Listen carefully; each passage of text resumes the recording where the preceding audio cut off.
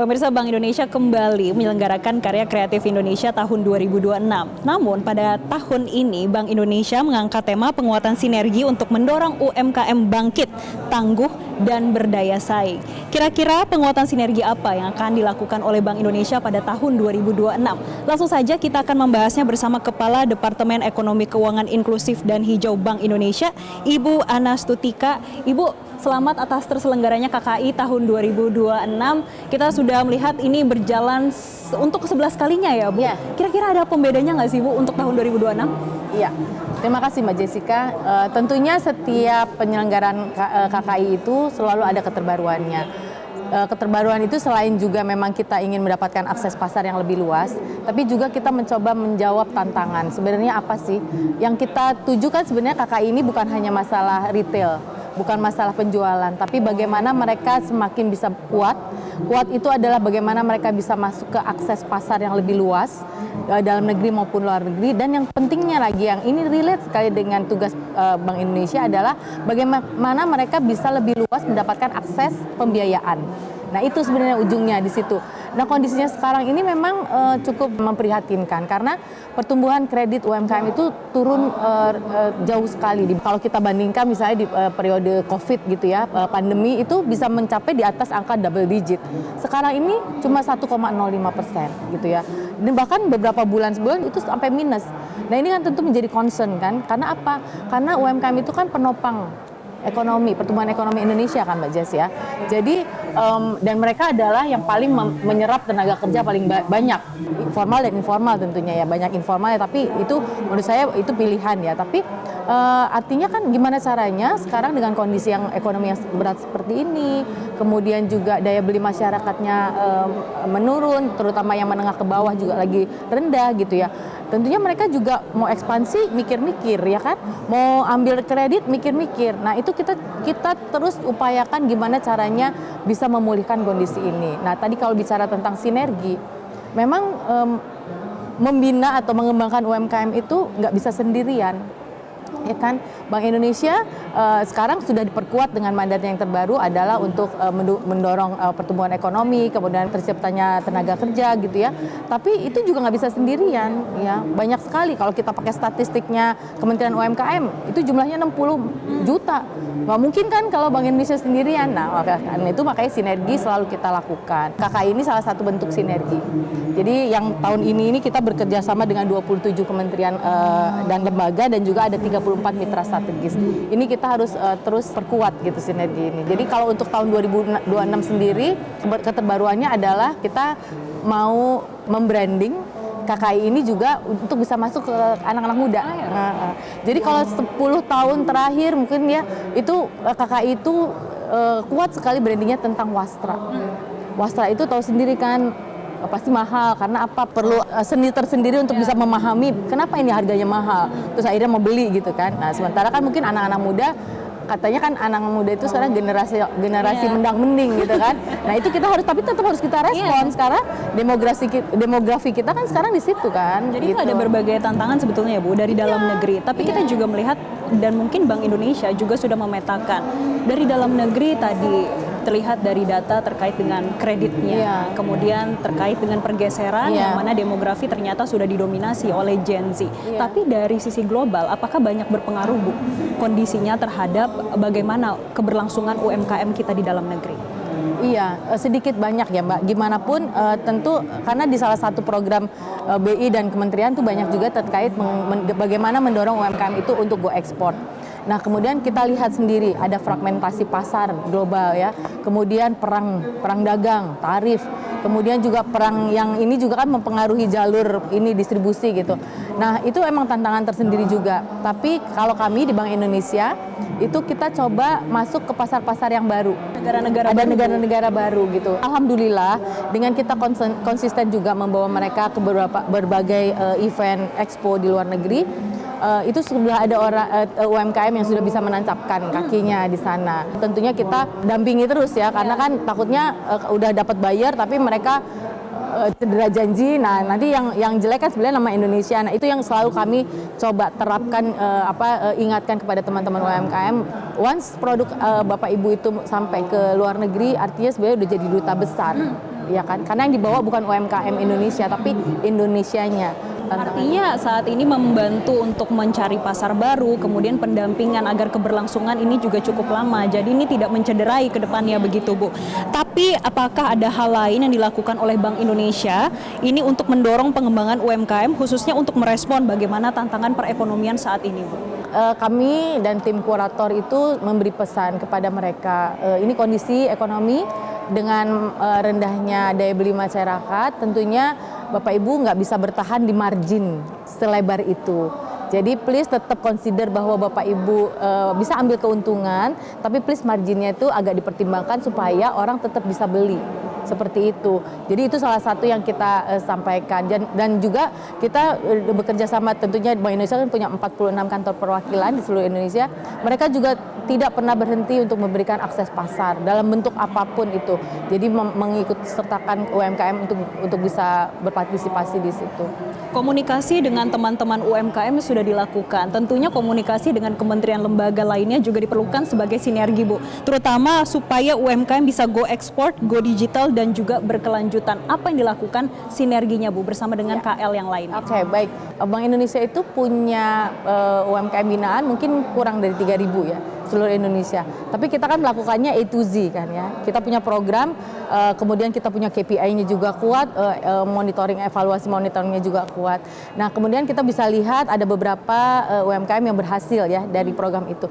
Nah, itu kemudian kita tawarkan untuk join program dengan kementerian. Jadi mungkin yang sedang berlangsung sekarang ini kita join program dengan Kementerian Perdagangan, itu program ECP. Jadi ekspor coaching program gitu. Jadi ada kelas, kita pilih UMKM-nya dari kementerian yang lain juga, itu programnya Kementerian Perdagangan, tapi kita coba masukin juga program pedoman UMKM Go Export kita. Kemudian kita juga dengan Kementerian Perindustrian, ini ada championship namanya Citra Nusa. Nanti 20 besarnya itu akan kita masukkan ke Balai Diklat Industri. Jadi which is ya kita sinergi di situ gitu ya.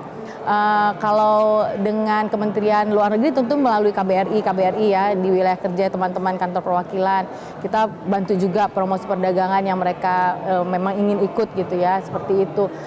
Kami selalu bilang anggap saja 3.000 ini adalah piloting untuk skala nasional. Gitu, karena kita udah tahu hasilnya baik, kemudian kita sharing gitu. Jadi seperti itu. Itu juga dilakukan oleh teman-teman di kantor perwakilan dalam negeri seperti itu. Oke, ini menarik sekali. Tapi kita akan dalami lebih lanjut lagi, Bu, terutama dari peran Bank Indonesia untuk membantu teman-teman UMKM untuk naik kelas dan juga kalau bisa ekspor begitu, Bu, sehingga mereka juga tetap menjadi tulang punggung perekonomian kita. Tapi kita akan bahas usai jeda berikut ini. Tetaplah bersama kami.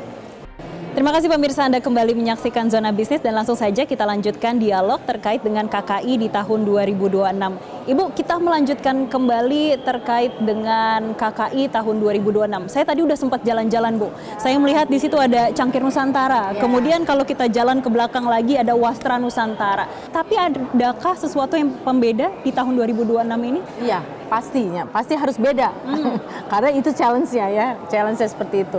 Jadi kalau yang tahun 2026 ini kita semakin banyak zonanya gitu ya. Yang pertama yang Wastra Nusantara. Kemudian kita pisahkan, sebenarnya udah dari tahun kemarin kita pisahkan yang Wastra dengan yang ready to wear. Itu namanya Laras Nusantara. Kemudian kita juga kan kuat UMKM kita adalah produksi makan minum, snack gitu ya, food and beverage. Itu kita masukkan di Cemilan Nusantara. Kemudian keterbaruan yang sekarang adalah ada kita zona Pesona Nusantara. Ini kita kurasi bersama Kementerian Pariwisata. Tadi lupa itu kerjasama juga dengan Kementerian Pariwisata. Adalah kita mengkurate desa wisata binaan yang Bank Indonesia. Jadi kita dapat 6 yang terbaik, itu kita showcase-kan di sini. Nah, yang terbarunya lagi ada Cangkir Nusantara, tapi yang terbaru dari Cangkir Nusantara ada tidak hanya kopi sekarang. Karena berdasarkan lesson learned dari program promosi perdagangan kita, demand untuk coklat ternyata sekarang tinggi. Kemudian demand untuk teh juga tinggi. Makanya sekarang Cangkir Nusantara tidak bicara tentang kopi saja, tapi juga teh dan coklat tadi.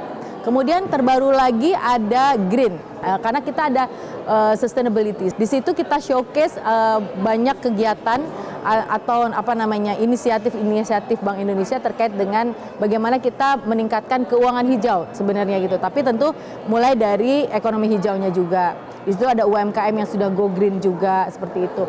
Dan ada zona rumah Nusantara. Kita fokus di situ karena apa? Ternyata produk home deco kita itu cukup menarik dan cukup bisa diminati oleh pasar internasional.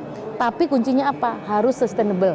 Jadi akhirnya kurasi yang kita lakukan di home deco itu apakah mereka sustainable? Dan ternyata banyak sekali produknya dan cantik-cantik sekali. Nanti Mbak bisa lihat. Satu keterbaruannya lagi adalah terkait dengan rupa kini. Rupa kini adalah kita coba mengajak juga sekarang UMKM muda sebenarnya yang ekonomi kreatif itu. Ini juga kerjasama dengan Kementerian Ekraf sebenarnya. Tapi intinya sebenarnya itu tadi kita ingin menjawab tantangan bahwa demografi kita berubah, kemudian juga ekonomi kita sedang memang perlu effort lagi gitu ya untuk kita bisa bantu UMKM dan sebagainya. Jadi itu Mbak Jessica yang kita lakukan. Kalau dari sisi business matching Bu, kira-kira ada yang berubah nggak di tahun 2026? Betul sekali, business matching. Kita kan ada 2 program business matching ya. Business matching terkait dengan akses pasar. Biasanya dulu namanya business matching ekspor karena kita selalu fokus kepada bagaimana memperkenalkan produk UMKM itu dengan para buyer dari luar negeri. Ini sekarang lagi banyak nih karena teman-teman kami dari kantor perwakilan luar negeri itu bawa buyer masing-masing gitu. Kemudian tapi yang sekarang tahun ini yang untuk akses pasar itu kita tambahkan, kita perkuat dengan namanya business matching dengan rantai pasok. Jadi kita sekarang undang jaringan retail yang besar gitu ya, bahkan department store kita gitu. Coba lihat deh produk kita gitu, bisa nggak masuk ke pasar ini? Karena apa Mbak? Ujungnya adalah ke akses pembiayaan. Salah satu faktor yang membuat akses kredit UMKM itu turun karena risikonya naik. Ya kan, jadi bank-bank jadi lebih berhati-hati memberikan kredit kepada UMKM yang UMKM-nya tuh jalan sendiri, maksudnya memberikan secara langsung kepada individual UMKM. Tapi ada beberapa bank yang tetap pertumbuhan kreditnya tuh naik gitu ya. Kita belajar dong sama mereka apa sih yang dilakukan. Ternyata strategi mereka adalah mereka mau membiayai UMKM kalau UMKM-nya itu sudah masuk dalam rantai pasok. Nah, rantai pasok industri gitu. Jadi kalau lihat, oh ini UMKM ini dapat certain demand dari perusahaan ini. Yang penting kan untuk bank itu ya, jadi kemampuan untuk membayar pinjaman. Jadi makanya di sini sekarang kita agak fokus sekali dengan business matching karena ujungnya sebenarnya ini yang kita ingin dapatkan. Kita undang banyak sekali asosiasi restoran, hotel, kemudian tadi pariwisata ya, kemudian retailer yang industri besar dan sebagainya. Jadi mudah-mudahan hasilnya memuaskan. Tentunya kalau melihat bagaimana berbagai usaha ataupun sinergi yang sudah dilakukan Bank Indonesia ini akan membantu teman-teman UMKM. Tapi boleh nggak sih Bu, UMKM dan juga masyarakat ikut berpartisipasi dalam KKI 2026? Gimana sih caranya Bu? Nah, itu pertanyaan yang sering sekali diajukan ya. Kalau ketemu UMKM, Bu gimana caranya bisa masuk? Nah, sangat disayangkan karena ini adalah flagship eventnya Bank Indonesia. Ini UMKM yang bisa partisipasi di sini adalah harus ikut program pengembangan UMKM di kantor perwakilan Bank Indonesia atau di kementerian dan lembaga karena kita juga ngajak mereka untuk ikut juga di sini. Tapi prosesnya nggak begitu saja. Mereka harus bisa berinovasi, mereka harus bisa memperbaiki kualitas produknya. Karena apa? Sebelum mereka bisa lolos masuk sini, itu ada proses kurasi yang ketat. Karena kita pakai expert semuanya gitu. Mau itu wastra, mau itu home deco, mau itu food and beverage, semua pakai kurator yang ahli di bidangnya masing-masing. Jadi mohon maaf kalau misalnya ada UMKM yang masih belum bisa masuk, artinya ya tetap boleh datang, lihat-lihat seperti apa sih sebenarnya yang bisa masuk ke KKI untuk pembelajaran mereka ya tentunya. Untuk mereka benar. Nah kalau tapi untuk umum, ini sangat terbuka untuk umum bisa hadir. Catatannya yang perlu dicatat adalah gratis. Jadi please Bapak Ibu yang ada di sekitar sini di Jakarta atau mungkin ada yang lagi liburan gitu ya, kalau lihat lewat Senayan bisa mampir ke JICC, silahkan datang ke KKI karena daripada jalan dari Sabang sampai Merauke nyari oleh-oleh, datangnya ke sini aja. Mau apa aja ada di sini gitu. Oke, terima kasih Ibu Anastutika, Kepala Departemen Ekonomi Keuangan Inklusif dan Hijau Bank Indonesia. Tentunya semoga karya kreatif Indonesia KKI tahun 2026 ini bisa berlangsung sukses dan sesuai target ya Bu.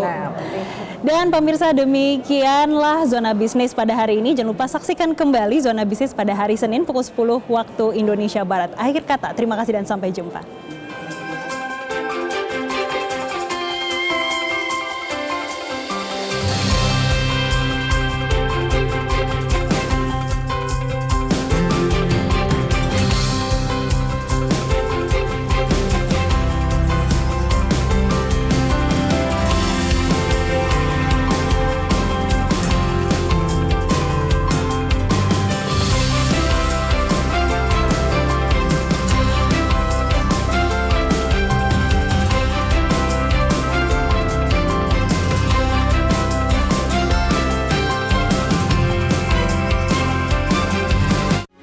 Metro TV. Jelajahi cara baru mendapatkan informasi. Download Metro TV Extend sekarang.